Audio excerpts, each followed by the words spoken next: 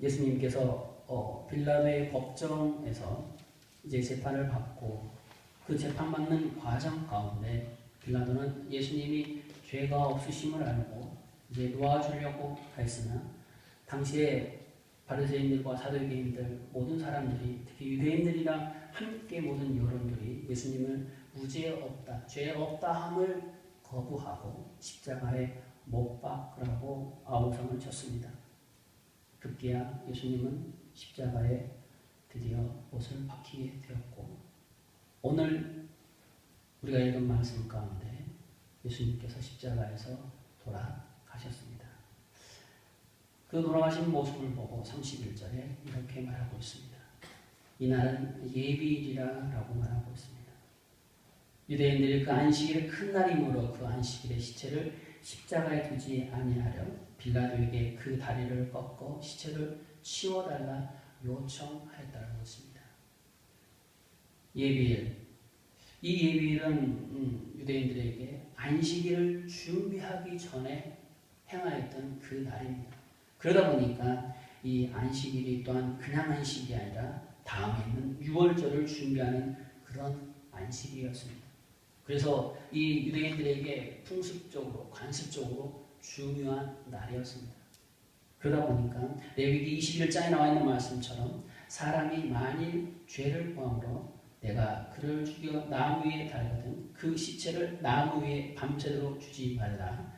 당일에 장사하여 내 하나님 여호와께서 내게 기업으로 주시는 땅을 더럽히지 말라라고 하는 그 계명을 지키기 위해서 예수님을 십자가에서 달려있는 그 모습을 그대로 두지 말고 십자가에서 내려 달라고 청하고 있습니다. 이제 그 청하는 그 말을 듣고 그러면은 그 십자가에서 그러면 내려라 라고 말합니다. 그래서 이제 이 군인들이 가서 예수님을 십자가에서 내리기 위해서 확인을 합니다. 십자가에 달리신 예수님 한 분만 십자가에 돌아가신 게 아니라 양쪽에 또한 같이 달려 죽은 그러한 강도가 있습니다. 그런데 먼저 예수님을 먼저 보는 게 아니라 옆에 달려있는 강도들이 먼저 가서 확인을 합니다. 아직 죽어있지 않기 때문에 다리를 꺾어버립니다. 통상 이 십자가에서 달려 있으면은 짧으면은 이틀에서 3일 정도 걸린다고 합니다. 그러나 길게는 십자가에 달려서 한 10일 정도 살 수 있다고 합니다. 하지만 오늘 이 본문 말씀이 나와 있는 것처럼 예비일이고 안식이기 때문에 그렇게 십자가에서 달려서 죽은 사람이 있으면 이제 더럽게 되고 부정하게 된다는 거죠. 그래서 그것들을 해치워버리고 치워버리고 그 거룩한 유월절을 지키겠다라고 하는 그 목적이 있습니다. 그러나 죽지 아니하는 사람들은 일부러 죽여버린다는 거죠.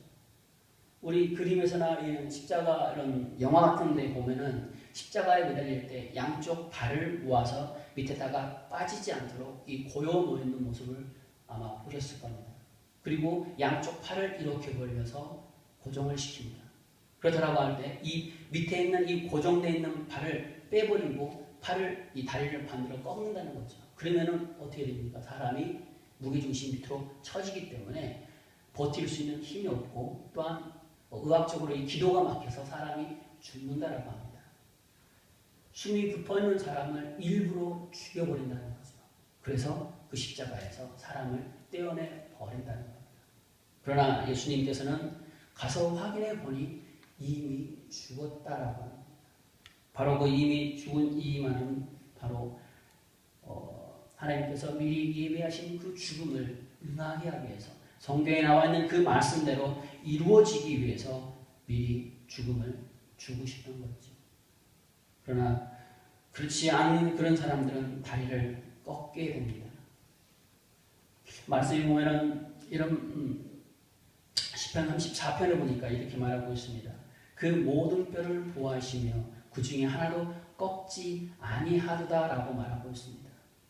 하나님께서 예비하고 준비하신 그 속죄제물 대신 예수 그리스도 십자가에 달려 돌아가신 그분이지만 하나님께서 예비하고 준비하신 그 말씀 그대로 행하시겠다는 겁니다.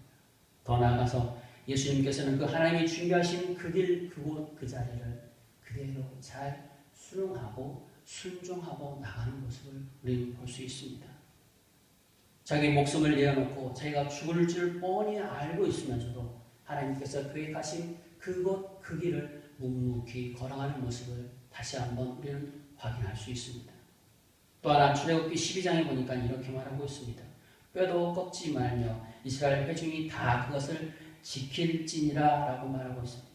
이 말은 뭐냐면은 6월절 어린 양을 고기로 먹을 때 그 뼈를 꺾지 말라라는 뜻입니다. 다시 말해서 6월절 어린 양이 되시고 대속 제물이 되신 예수 그리스도의 그 십자가에서 돌아가신 그것을 예표하고 있고 그것을 성경에서는 말하고 있습니다. 그 예수님께서 다리를 꺾지 않으셨다는 거죠. 그대로 말씀대로 이루어진 것을 우리는 볼 수 있습니다. 그러나 대신에 34절에 보니까 이렇게 말하고 있습니다.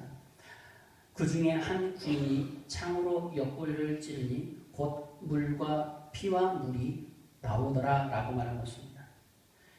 대신에 다리를 꺾지 않은 대신에 옆에 서 있던 군인이 창으로 옆구리를 푹 찔렀다는 거죠.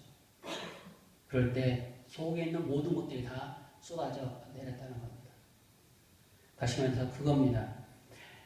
누군가가 죽지도 않은 예수를 죽었다라고 거짓으로 소문을 낼까봐 그 확실하게 십자가에서 돌아가심을 보여준 거라는 거죠. 또한 그 십자가에서 돌아가신 그 자체를 또한 누군가가 분명하게 확인을 했다는 겁니다.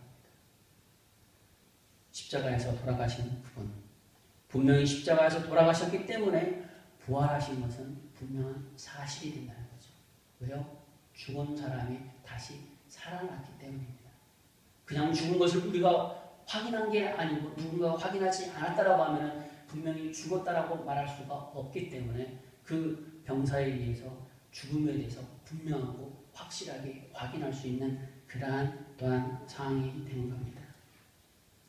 예수님의 옆구리에서 피와 물이 흘러나와 그것을 인하여서 또한 고백하는 사건이 있습니다. 진정 하나님의 아들이십니다라고 고백하는 그 분이 우리는 이 모습을 통하여서 또한 하나님께서 예비하신 그 죽음이 진정 그냥 허망한 죽음이 아니라는 것을 다시 한번 확인하게 됩니다. 이제 그 예수님의 십자가에서 옆구리를 창에 찔러 돌아가시고 죽게 된 그 모습을 보고 또한 이 요한복음을 기록한 저자 이 사도 요한은 다시 한번 말을 합니다. 35절에 보니까 이렇게 말하고 있습니다. 이를 본 자가 증언하였으니 그 증언이 참이라. 그가 자기 말한 것이 참인 줄 알고 너희로 믿게 하려 함이라 라고 말하고 있습니다. 본인이 자기가 본 것이 분명하기 때문에 그 분명한 사실을 다시 한번 확인시켜 준다는 겁니다. 예수님께서 십자가에 달려 돌아가신 그 사건이 분명한 사건이라는 거죠. 그렇다고 하면 한번 우리가 살짝 뒤집어서 생각하면 이렇게 생각할 수 있습니다. 십자가에서 분명하게 돌아가신 그 예수님이기 때문에 다시 부활하신 분 또한 예수님이라는 그 사실을 다시 한번 증언하고 있고 다시 한번 말을 하고 있는 겁니다. 그 예수님, 십자가에서 돌아가신 그 예수님의 그 죽음으로 인하여서 다시 한번 우리 자신을 확인하게 되고 우리 자신을 다시 한번 돌아보게 하는 그러한 구절이기도 합니다. 이제 그 예수님께서 그 뼈를 하나도 꺾지 않으신 그 말씀 그대로 성경에서 응하게 하시고 성경에서 말하신 그대로를 이루어지고 있는 것을 우리는 다시 한번 보게 됩니다. 36절과 37절에 이렇게 말하고 있습니다. 이 일이 일어난 것은 그 뼈가 하나도 꺾이지 아니하리라 한 성경을 응하게 하려 함이라. 또 다른 성경에 그들이 그 찌른 자를 보리라 하였느니라. 아멘. 성경에서는 다시 한번 분명하게 말해주고 있습니다. 뼈가 하나도 꺾지 아니하시고 또한 찌른 자를 보겠다라고 했습니다. 보는 것으로만 끝난 게 아니라 다시 한번 그 모든 것들을 봄으로써 증언하게 된다라는 뜻입니다. 우리의 삶 가운데 우리의 생활 가운데 우리는 분명히 본 것을 분명히 증언하고 말을 하는 그런 사람들이 있습니다. 아니 오늘 본문에 나와 있는 이 성경 말씀처럼 분명하게 또한 증언하고 말하는 사람이 있다는 거죠. 그러나 어떤 사람들은 그렇게 말을 합니다. 예수님이 아직 죽지도 않았는데 십자가에 달려서 있는데 숨이 붙어 있는데 그것을 떼어다가 어디 잠깐 숨겨놨다가 거짓으로 장례를 치르고 거짓으로 조용히 있다가 다시 부활했다라고 하는 그러한 말. 혹시라도 누가 그렇게 말을 할까봐 오늘 요한복음에서는 이처럼 분명하게 확실하게 행동으로 옮겨지고 또한 그 모습들을 지켜보고 증언하는 사람을 또한 나오게 됩니다. 군중들이 다리를 꺾으라는 그 명령을 받았으나 확인해 보니 이미 죽어있기 때문에 다리를 꺾지 않았다는 그 상황. 보통 사람들이 십자가에 달려서 죽을 수 있는 그 시간, 가장 최소의 짧은 그 시간이 2일에서 3일이라고 말합니다. 하지만 예수님께서는 십자가에 달리신 지 몇 분 아니 얼마 시간이 지나지 않아서 돌아가셨습니다. 그러면서 이렇게 말씀을 하셨죠. 다 이루었다라고 말씀하십니다. 하나님께서 준비하고 예비한 그 길을 예수님께서 몸소 행동으로 옮기면서 다 이루었다라고 말했습니다. 예수님께서 말하신 이 다 이루면 도대체 무엇일까요? 바로 그것은 하나님께서 준비하고 예비한 그 길을 묵묵히 걸어가는 그 모습, 하나님의 그 예비하신 그 길에 순종하고 나가는 그 모습, 내가 분명히 십자가에 달려서 죽을 줄 뻔히 알고 있는 그 상황과 여건이지만 순종하고 나아가는 그 모습. 혹시 우리들의 마음과 우리들의 상황과 우리의 삶 가운데 이러한 순종들이 있습니까?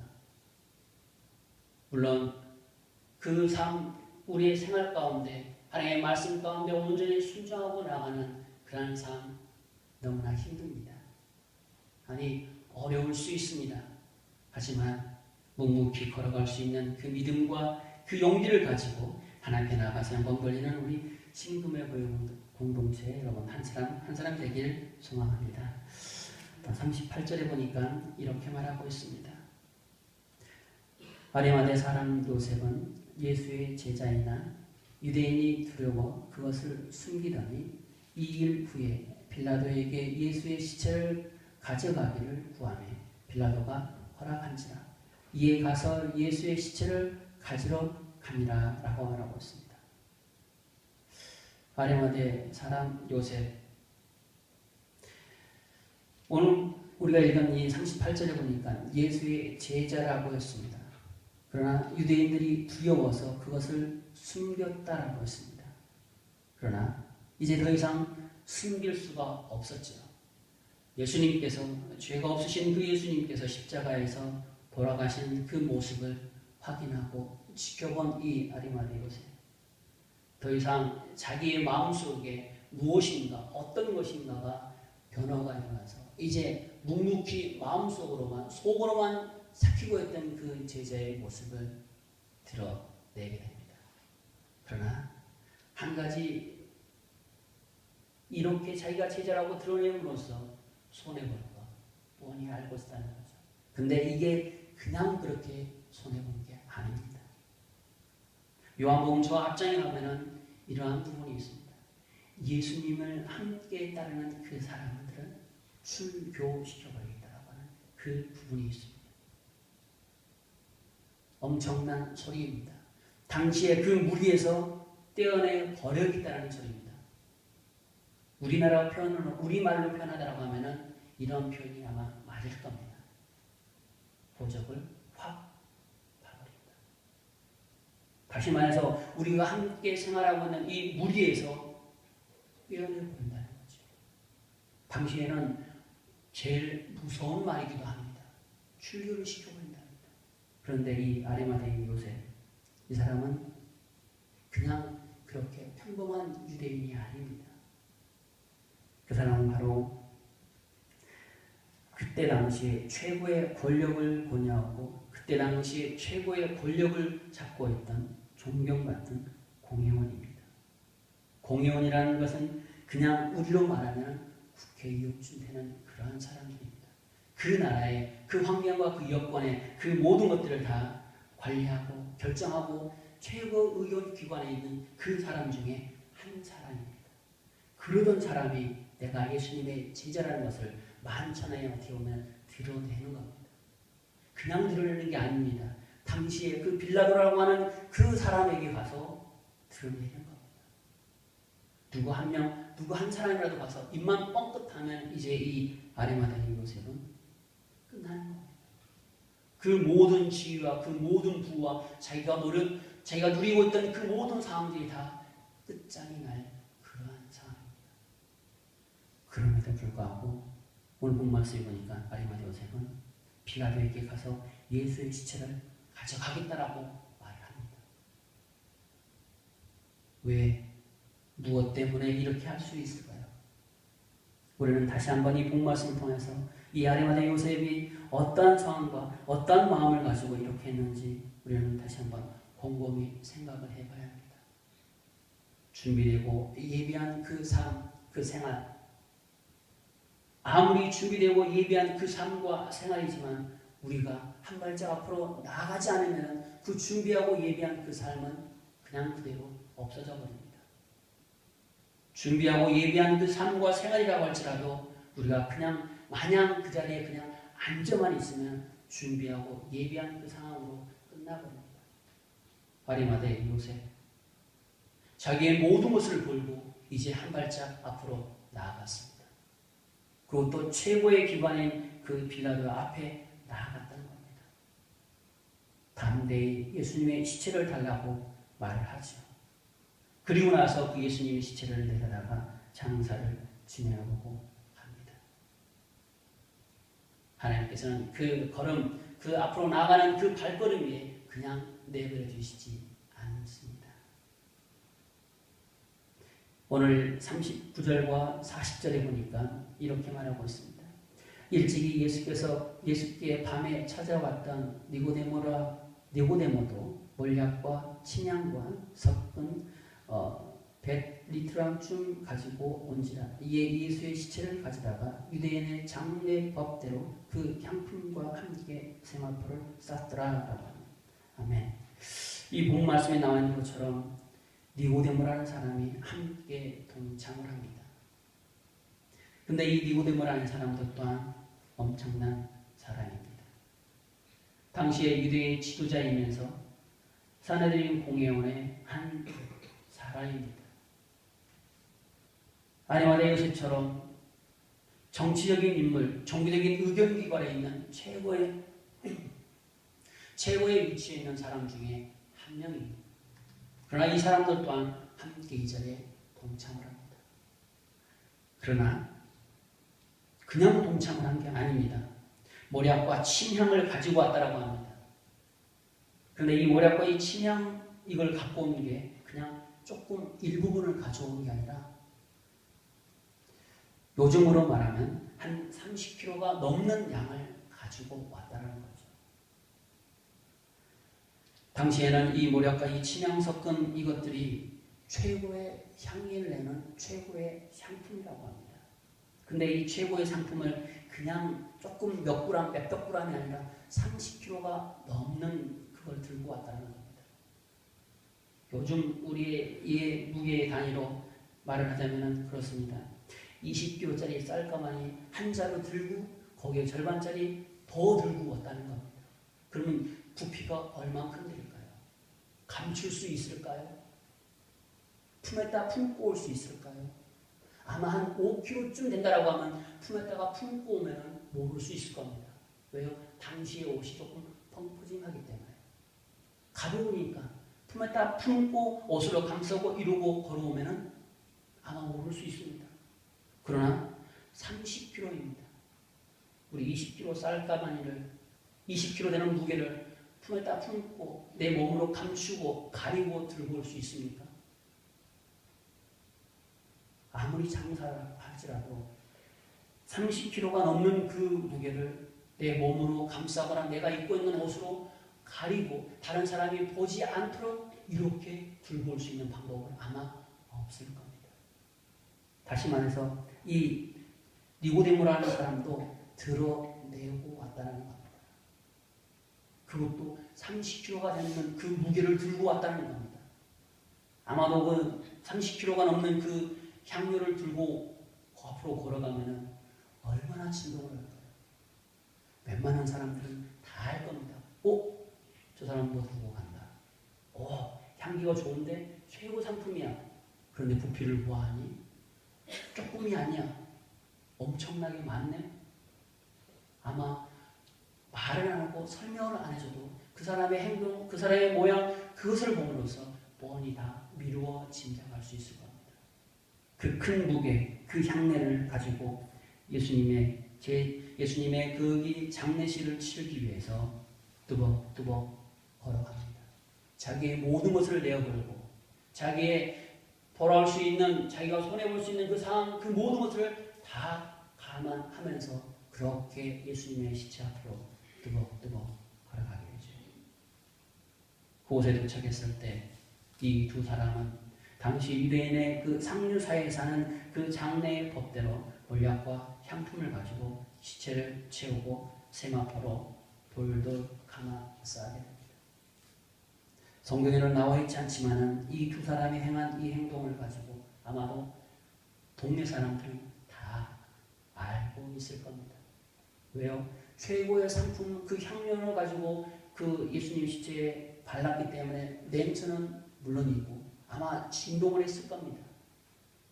한 사람은 대놓고 빌라도에 가서 예수님의 시체를 달라고 말을 하고, 또 한 사람은 대놓고 그 30kg가 넘는 그 향료를 들고 예수님의 시체한테로 가고, 도대체 어떤 사람이, 누가 이 두 사람의 행동을 모를 수 있겠습니까?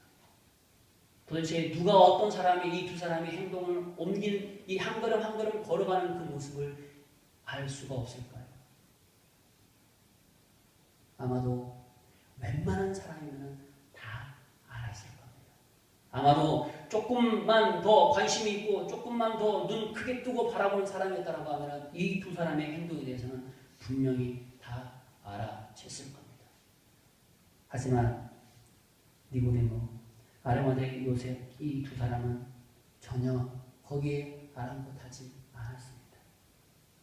드디어 두 사람은 자기들이 계획했던 대로, 한 사람은 예수님의 시체를 빌라도에게서 가져오고 한 사람은 준비한 그 향신육, 향중을 가지고 와서 그 가까운 동산에 있는 그곳에서 누구도 쓰지 않은 그 굴에 가서 이제 장사를 치릅니다.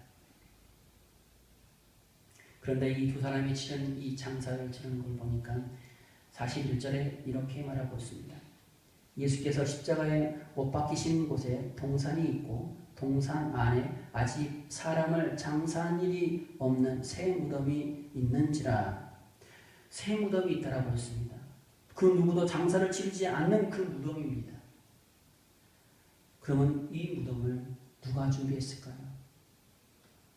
성경에서는 분명하게 말을 하고 나오는 사람이 없지만 오늘 본문 말씀을 봤을 때 미려 짐작해 보면 아리마대 사람 요셉이 아마도 준비한 것처럼 느껴집니다.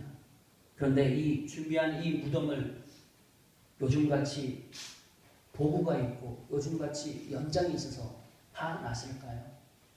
아닙니다.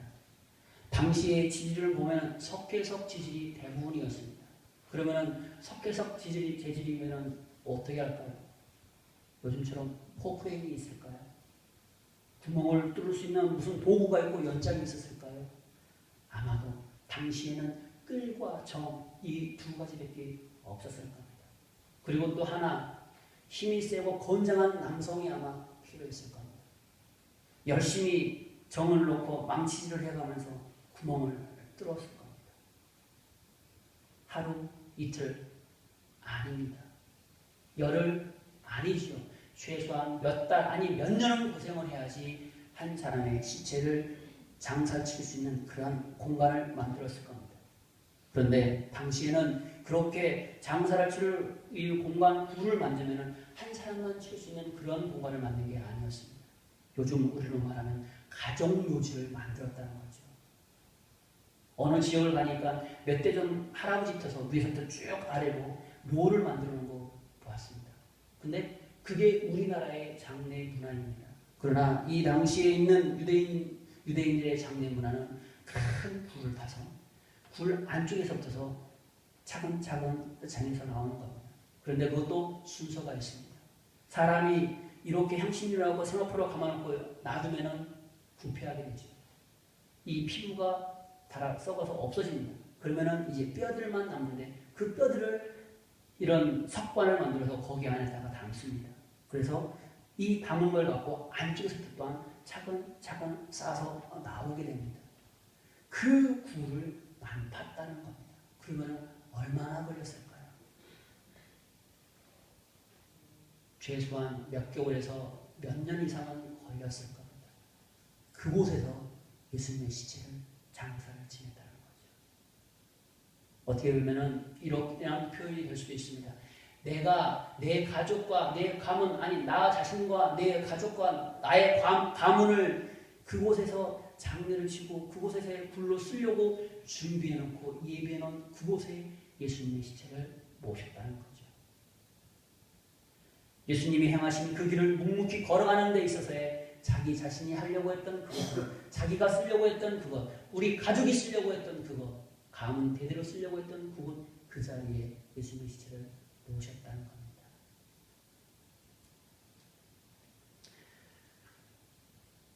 아리마대 요셉, 니고데모, 그들은 무엇이, 어떠한 것들이 그들의 마음과 그들의 생각을 움직이고 그렇게 만들었을까요? 어떤 사람은 자기의 상황과 환경을 돌아보지 않고 그 예수님만 바라보면서 빌라도에게 나가서 당당히 말할 수 있는 그 용기, 또 어떤 사람은 자기가 갖고 있는 그 가장 좋은, 가장 최고의 상품 되는 그 향료를 당당히 들고 와서 예수님에게 드리는 그 당당한 그 용기. 이 사람들의 공통점은 한 가지가 있습니다. 드러내지 않았다는 겁니다. 한 사람은 누가 알까봐 조용히 쉬쉬하면서 예수님의 제자처럼 신앙생활을 했다는 겁니다. 또한 어떤 사람은 누가 볼까봐 밤에만 예수님을 찾아갔다는 겁니다. 그런데 이들이 이렇게 드러내고 이렇게 표현할 수 있는 것은 도대체 무엇이고 어떤 것일까요? 그들의 마음 가운데, 그들의 생각 가운데 무엇이, 어떤 것이 있기에 이렇게 바뀌어질 수 있을까요? 바로 그것은 준비된 그들의 마음입니다. 예수님이 준비된 그 모습을 바라보고 변화가 일어나게 됐다는 거죠. 아니, 변화보다는 다시 한번 자기 자신을 돌아보게 되게 된 거죠. 아, 더 이상 내가 이렇게 생활해서는 안 되겠구나라고 하는 그 터닝 포인트를 찾게 됐다는 겁니다. 사랑하는 신부모 교회 공동체 여러분, 다시 한번 오늘 이 본 말씀을 통해서 우리 자신을 돌아볼 수 있는 계기가 됐으면 좋겠습니다. 내 삶과 내 생활 가운데 이제 진정으로 내가 예수님의 제자답게 생활하면서 내 삶과 내 생활 가운데 터닝 포인트로 삼아야 될 그 기점, 그것 무엇인지, 내가 이때까지 신앙생활을 해왔지만 내가 이때까지 하나님의 말씀을 듣고 읽고 내 삶 가운데 적용시키려고 노력은 해왔지만 그럼에도 불구하고 하지 못하고 있는 내 모습을 바라보면서 하나님, 내 자신, 내 이 삶, 내 생활을 바꿀 수 있고 변화시킬 수 있는 그것들 다시 한번 깨닫게 하여 주시옵소서라고 하는 그 기도를 통해서 아리마대 요셉과 니고데모가 변화되고 표현하고 표출하고 나아갔던 그 모습을 기억하면서 다시금 내 자신이 예수님의 제자된 삶을 살아갈 수 있도록 이제 기도하고 간구하고 나아가는 우리 신금호 교회 공동체 여러분 되시길 소망합니다. 참 우리 함께 기도하기를 원합니다. 이제 그들의 니고데모와 아리마대 요셉이 변화된 그 모습, 예수님도 또한 자기 자신이 죽을 줄 뻔히 알면서도 그 길을 묵묵히 걸어간 그 예수님. 하지만 그 가운데에는 분명히 우리의 힘과 우리의 능력이 아닌 그 하나님을 바라보고 믿고 나아가는 그 모습들이 동일한 모습으로 우리는 볼 수 있습니다. 이제 우리의 삶과 우리의 생활 가운데 하나님의 말씀을 이루어지는 삶과 생활할 수 있게 달라고 우리 함께 기도하도록 하겠습니다. 살아서 역사하시는 하나님을 바라봅니다. 하나님을 의지합니다. 하나님께서 함께하여 주시옵소서. 내 삶과 내 생활 하나님의 말씀을 가지고 살아간다고 하지만 하나님 아직도 우리의 인간적인 모습과 인간적인 생각과 인간적인 방법이 아직도 많이 남아있습니다. 하나님